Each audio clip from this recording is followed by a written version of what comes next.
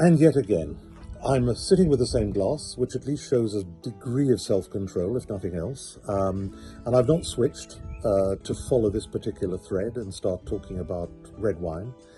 But I do want to talk a little bit about the Pinot Noirs. The one thing that New Zealand presents all the way through is this extraordinary fruit and yet structure.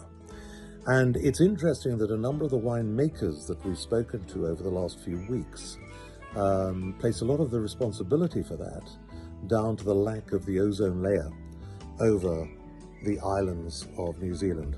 Interestingly, you get a little bit of this also in South Africa and in certain parts where, again, you're beginning to see that extraordinarily full fruit that's coming out of the strength of the sun, probably very little else. The Pinot Noirs here, I find, are incredible. Almost whichever style you're most comfortable with, you will find it here. You want a classic Burgundy? You'll find this small group of producers in Martinborough are producing the most extraordinary quality at the present time. And as we come into the South Island, we move further south, you get a deeper expression of fruit, you get a cooler climate, and you get not only those which we will all know in Europe in Central Otago, but you get also some absolutely superb Pinot coming from this area of Marlborough. It's been much more of a voyage of discovery, I think, than we anticipated. We were ready for surprise, we were ready for variety. We were not prepared perhaps for the level of precision, of scientific precision, with which they combine the art of winemaking and blending. And as a consequence of that, because of course they have to be so directly export driven, they are indeed creating wines of quite an extraordinary quality.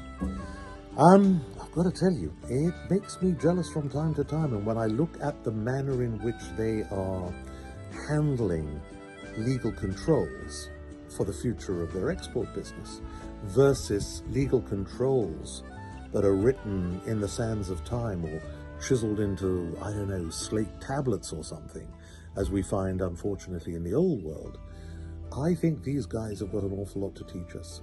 Maybe the boot is finally on the other foot. And my goodness, if you need any evidence of that, go to a number of the best wineries in this country and go and talk to the winemakers who come from Italy, who come from France, who come from Chile. In other words, you can see already that the youth in the wine industry finds this just as exciting as we do. Enjoy, and I look forward to sending you a little bit more about our journeys in New Zealand over the coming weeks.